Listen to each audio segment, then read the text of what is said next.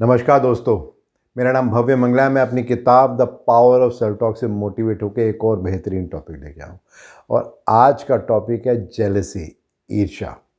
जब तक ये वीडियो समाप्त होगा आपको समझ में आएगा ये ईर्ष्या का मतलब क्या है, किस तरीके से हमारी लाइफ में अलग अलग तरह के चैलेंजेस लाती है और क्या कर सकते हैं जिससे कि हम ईर्ष्या से दूर रहें और अपनी ज़िंदगी को जिस तरीके से हम जीना चाहते हैं उस तरह से जिएं और जो भी कुछ अचीव करना चाहते हैं उसका हम अचीव कर सकें।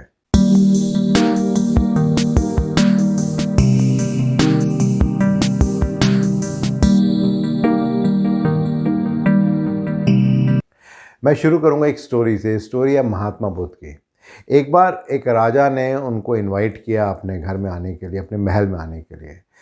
जो महात्मा बुद्ध थे और उनके जो साथी थे, जो वो रास्ते में जा रहे थे, तो उन्हें एक भिखारी मिला और भिखारी ने बहुत तारीफ़ की उस राजा की और बहुत सारी दुआएं दी कि वो राजा का जो दरबार है, जो उसका पैसा है, वो बहुत आगे बढ़े। जब महात्मा बुद्ध वहाँ पे पहुँचे, महल के अंदर पहुँचे, तो राजा उनकी बहुत सारी सेवा खातिरदारी की और जब खाने का समय आया तो एक प्रथा होती है कि वो खाना किसको डेडिकेट किया जाए।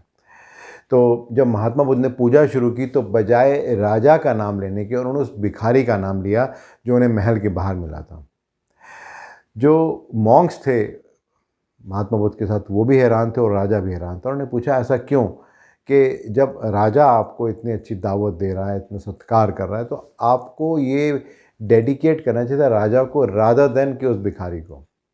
तो ऐसे में महात्मा बुद्ध ने कहा कि वो जो भिखारी है उसका देने का कुछ भी नहीं है, उसकी औकात कुछ भी नहीं है, लेकिन उसके बावजूद भी वो बहुत खुश है इस बात से कि राजा प्रगति कर रहा है और वो राजा को दुआएं दे रहा है कि राजा और आगे बढ़े।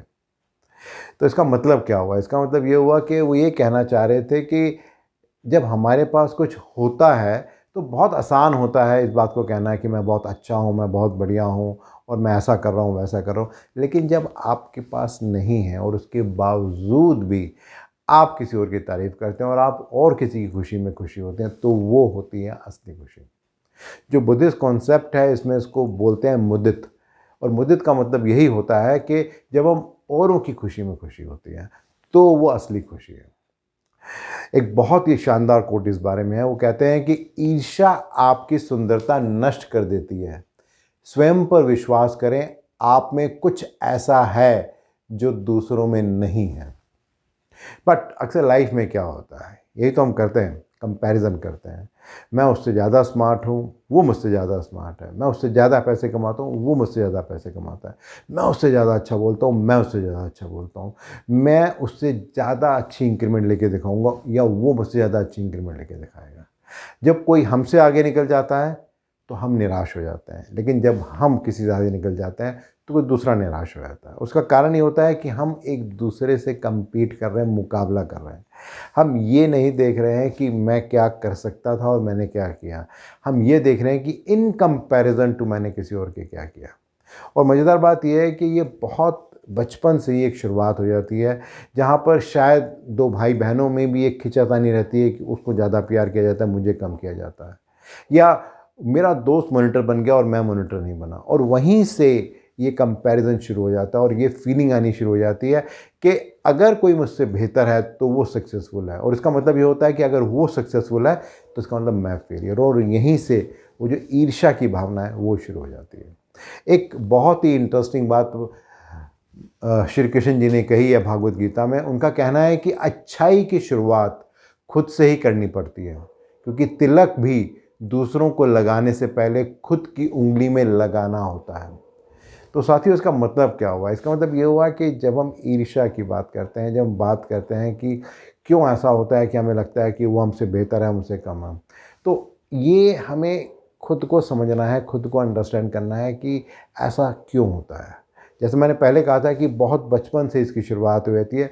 एज सिंपल एज दैट, एक बच्चा है, उसने टारगेट किया था आज क्लास में फर्स्ट आएगा, लेकिन फर्स्ट की जगह फिफ्थ आ गया, कोई प्रॉब्लम नहीं है। लेकिन मज़ेदार बात यह है कि सोचा ही जाता है कि जो फर्स्ट आया है वो सक्सेसफुल है, और जैसे ही हम कहते हैं जो फर्स्ट वाला है वो सक्सेसफुल है, इसका मतलब हम ये मान के चलते हैं कि जो फिफ्थ आया है वो सक्सेसफुल नहीं है, वो फेलियर है।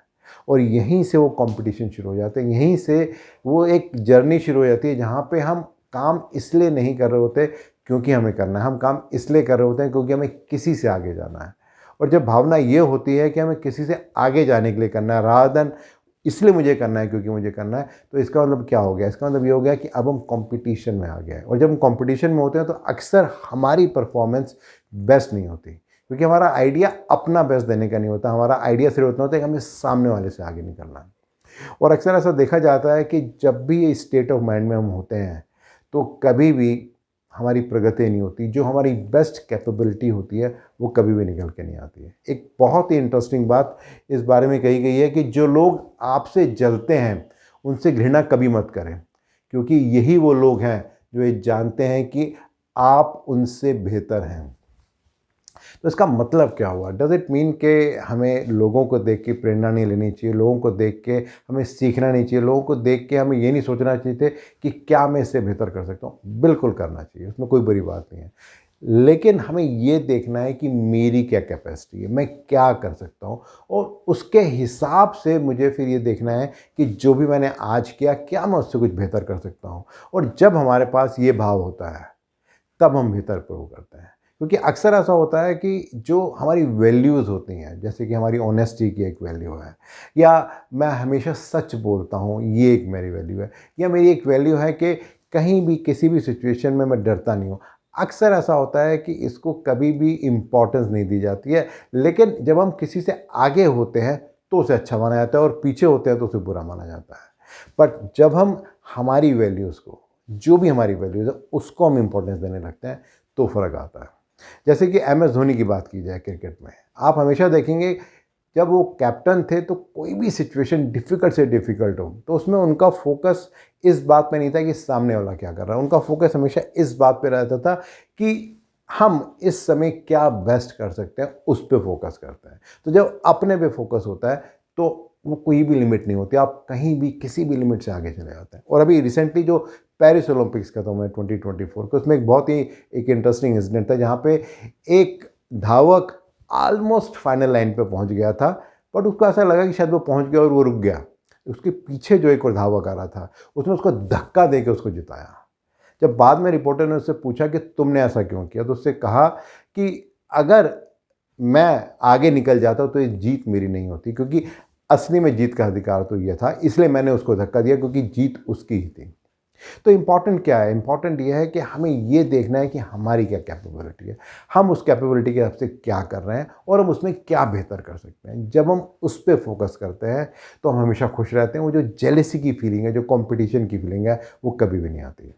एक बहुत ही इंटरेस्टिंग बात इस बारे में कही गई है कि दूसरों की मदद करते हुए यदि दिल में खुशी हो तो वही सेवा, बाकी सब दिखावा है।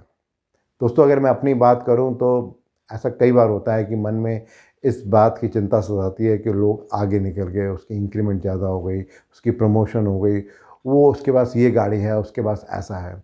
लेकिन बार बार मैं अपने आप को ये समझाता हूँ कि मेरी जो कैपेबिलिटी है मुझे उसको बेहतर करना है, मुझे उसमें जो मैं अच्छा कर सकता हूँ उसमें करना है। और जब मैं उस पर फोकस करता हूँ और जब मैं औरों के बारे में ये सोचता हूँ कि और कैसे बेहतर हो सकते हैं, तो मेरे मन में हमेशा एक शांति रहती है, एक रिलैक्सेशन रहती है।